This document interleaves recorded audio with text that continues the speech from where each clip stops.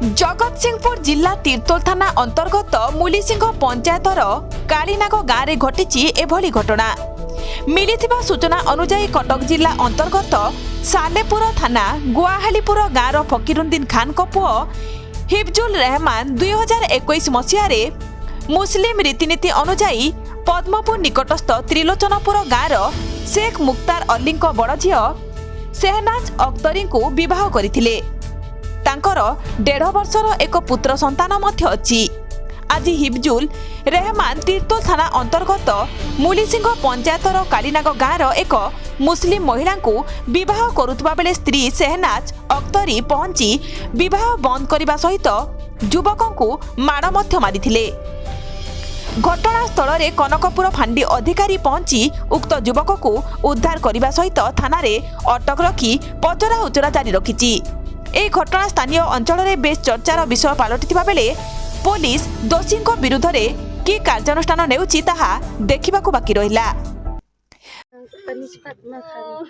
अपन घर कौन हेतला आज ठीक आस्थिले जो आसीथिलु जॉइन मोर अन्य बाहागर कहउथिले आमे सुनिके आसीलु मो झियो को डिटेल देइने आ आसीके अन्य बाहागर कहउथिला बोली आमे आसीथिलु से ये करिया मो झियो आ करिके एठी आसीले एठी कोन बाहागर कोन नुची की बाहागर करथिले। हां नुची की बाहागर का आमे जानि नथिलु जे एठी बाहागर सुनिलु काम मोर तो आमे आसीलु लुची की बाहागर नहीं जे कहउचंती 3 मास हैला बाहागर होई जाई छिबे नै कोन कहिबे नहीं 3 मास केमिति हे गला बाहागर हम तो जानी नहीं ना एबे हमको कहउचंती 3 मास हे। आपण झियो को बाहा देबार केते वर्ष हे गेलानी? हमर एटा 2.5 वर्ष हो। झियोंकर कोन पिला पिली अछि? हां पुओ अछि। ए नै थाना रे अभियोग करथिले की? हां आज जो आपण एठी के आसीचंती आसीबा पूर्व आपण थाना रे अभियोग करचंती की? हां करी। कोन कहिले थाना वाला आपण को? से झियो जाइथिला से कोन कहत म सेटा जानि। तो आज आपण कोन चाहुचंती? आज एतरा आछचंती अप्रीतिकार घटना आपण देखुचंती वर्तमान कोन चाहुचंती आपण? मो झियो को न्याय मिलु। ठीक है घर घर पद्मपुर कौन हेतला मु लीगल वाइफ रौ मो स्वामी तृतीय मैरिज करूछंती मते अंजुमन रे बसिबा सप्ताह टाइम नेले मते कहले मु डिसाइड हे कले तते रखिबी मु कहली जी डिसाइड हे कि जीबी मते कहले नाही तमे नै कि आसनी मु तमको भड़ा घरे नै कि रखिबी। सप्ताह हे गला तापरे मु सुड़िया को पाइली एटी मैरिज करछंती मु आसीली मो स्वामी पाखो को एटी कार जो दीटा स्त्री लोक अछंती मते मो छुआ को धक्का मारी कि बाहर करूछंती।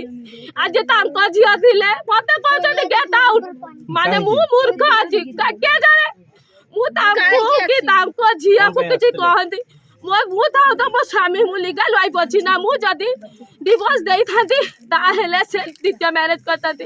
एबे त इंडिया रे मुस्लिम लॉ अनुसार जदी फर्स्ट वाइफ थिबो ताहेले जदी डेथ हे जिबो कि डिवोर्स हेबो ताहेले सेकंड मैरिज करि परिबे ना आपण तो जानि जदी 7 वर्ष जेल मु चाहूची मो स्वामी को नणंद सासू नणंद जो माने आसी छथि मते न्याय दिया जाऊ से मानु को दंड दिया जाऊ।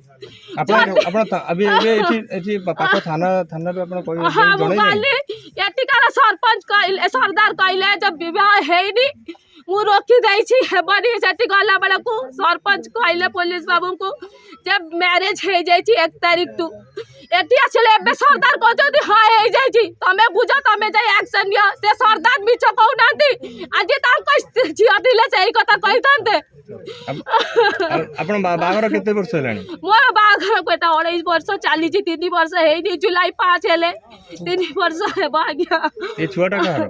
ये छुआ मोर आ तांकर अछि से छुआर भविष्य तो देखिले ना से तो देखिबा को त आसिलेनी 2 मासर थिला जो देखि कि जाई छथि आ आसिलेनी ना खाइबा को पीबा को देलेनी ताहेले मु तांको पे एक्शन नेली मो बौडीरा बागर थिला आसिले कहले तो बापा करू 2 लाख टंका दे के मु मना कली त मते गइठा मारिले मारिबे तापरे मु जाई केस कली ता पूर्वरु पिल्ला पेटारे थिला डॉक्टर रेस्ट कहिथिला ए माने मते मारपीट करले साना नडै दई जो आकी बची से मो तो खराब दृष्टि रखिला खराब टणा गजला कला मु जति ए कथा कहली से मत मो स्वामी को कहीं मत मार कहले और ननद वाले मारे सासु सहित भी अंटा मार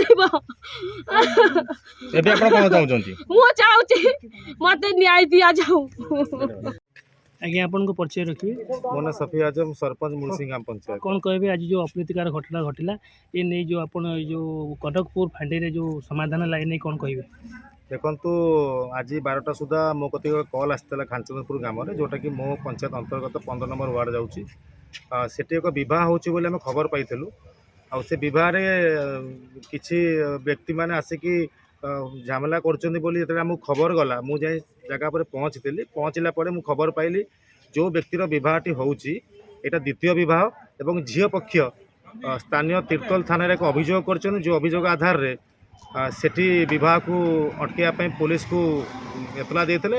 ଉକ୍ତ ସ୍ଥାନରେ ପୋଲିସ ପହଞ୍ଚି ସେଠି ବୁଝାସୁଝା କରିବା ସହିତ ଯେଉଁ ଲୋକଟି ଦ୍ୱିତୀୟ ବିବାହ କରିଥିଲା ତାକୁ ପୋଲିସର ଜିମା ଦିଆଯାଇଛି ଏବଂ ଆଗକୁ ତାଙ୍କ ଉପରେ କାର୍ଯ୍ୟାନୁଷ୍ଠାନ ଗ୍ରହଣ କରିବା ପାଇଁ କି କରିବେ ବୋଲିକିରି ଫାଣ୍ଡି ଅଫିସ ପ୍ରତିଶ୍ରୁତି ଦେଇଛନ୍ତି ଏବଂ ତାଙ୍କ ଘର ହେଉଛି ସାଲେପୁର ଅଞ୍ଚଳରେ ଯେହେତୁ ସେ ଅଞ୍ଚଳରେ ଏଫଆଇଆର ଦେଇ से घटना को तदंत परिसर ने बोलिकी कौन कहते जनप्रतिनिधि हिसाब से आप संपूर्ण भाव में भावी पार्टी कि बाहरटा बेआईन भाव में होता शुणु प्रथम कथा हूँ जो जाए प्रथम बह होमें जाचु कोर्ट नियम हिसाब से जदि छाड़पत्र न हो डिवोर्स न हो आईन अनुजाई द्वितीय बह ग्रहणयोग्य नुह जदि ये बह निश्चित भाव में आईन अनुजाई यह ग्रहणीय नुह निश्चित भाव में कोर्ट को विचार जीव निश्चित मान्यवर कोर्ट या दृढ़ कार्यानुष्ठान ग्रहण कर आशा जगतसिंहपुर तीर्तोल भानुशंकर राउतराय रिपोर्ट ओडिशा एकामर लाइव।